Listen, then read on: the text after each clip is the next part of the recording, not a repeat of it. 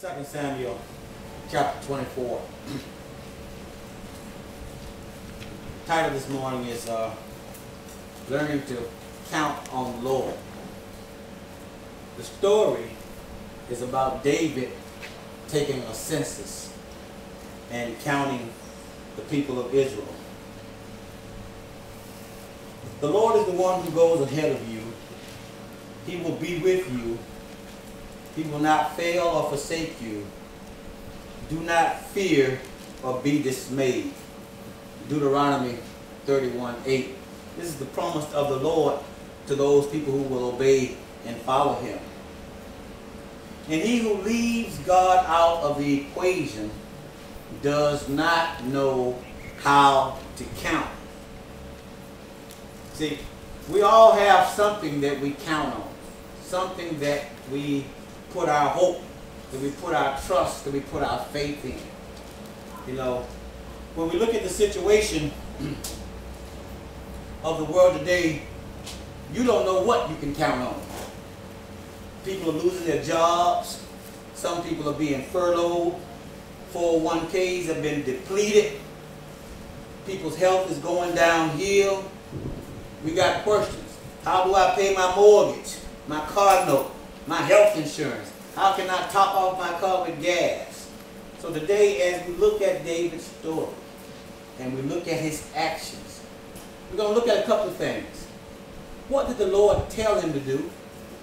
And what did he actually do? You know, I used to wonder why God was angry with David for doing what he was told to do, because the scripture said the Lord told David to take a census. And I'm thinking, if the Lord tell you to do something and you do it, He shouldn't be mad with you. I mean, I'm sorry. He shouldn't be mad with you.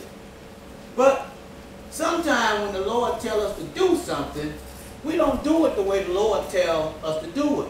We have to mix a little self up in there. And we have to start addressing our own needs and issues. We ain't necessarily totally focused on what the Lord's goal is, because I need to know what they call that word. We call it whiffle. What's in it for me? Because if it ain't nothing in it for me, most times I don't want to do it. So the Lord gives me some directions, but what's in it for me? So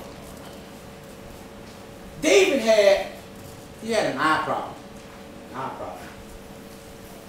And we often have the problem when we're tasked to do something or to deal with some problem.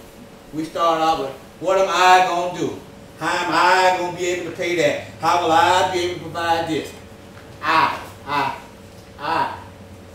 And you look into yourself to do all the things you need to do.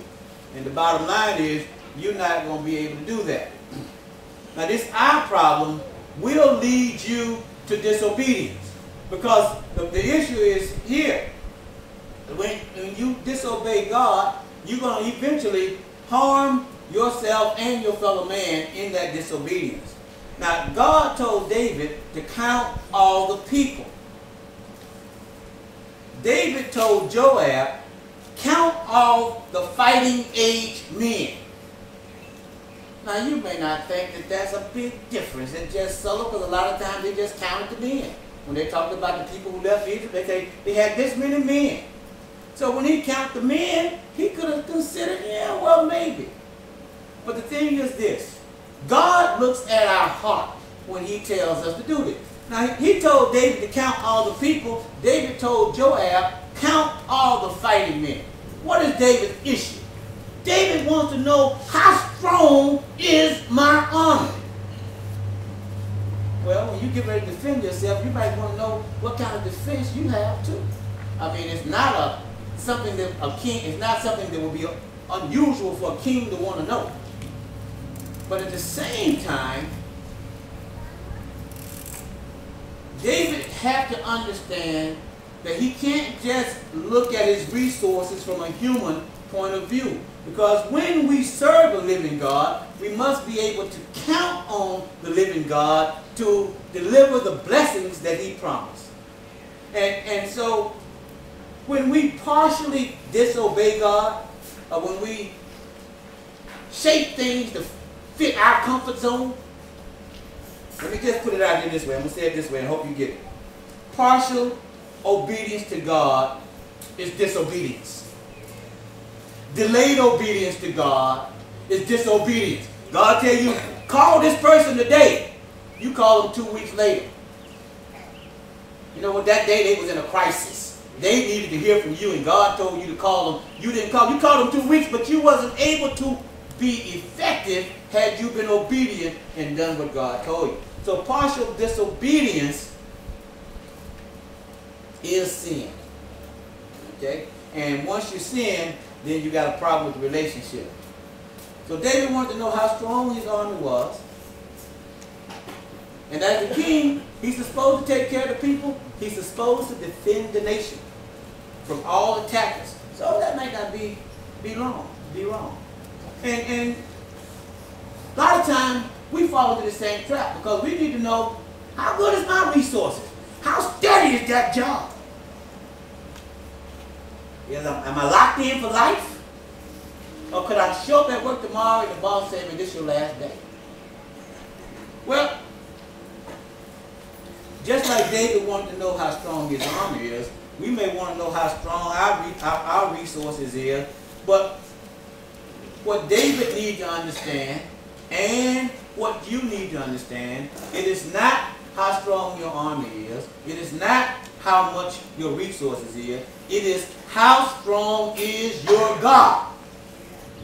So when you put things in perspective, then it doesn't matter what you have or don't have, because you understand the God that you serve owns the cattle on the thousand hills. He don't have any resource problem. And just because you have a resource problem right now, don't mean that the Lord ain't coming to your rescue. All you need is the faith of a mustard seed, what they said in class this morning. The faith of a mustard seed. And we heard it. Mustard seed, look. We had the faith of a mustard seed.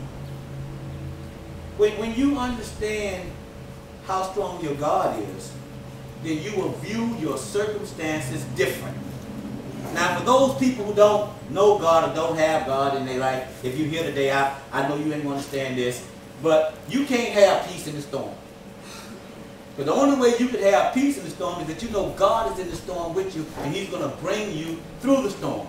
So when we do find God, it doesn't mean that everything is going to be roses. It only means that whatever life throw at me, my God's going to bring me through it. Whatever need I have, my God's going to supply. And I don't know when, but I know when the need comes, He's coming through. And having that knowledge, I know I can count on it. I don't have to sit back and be worried about what's going on. I don't know who's going to pay that bill. I know it's due on the 15th.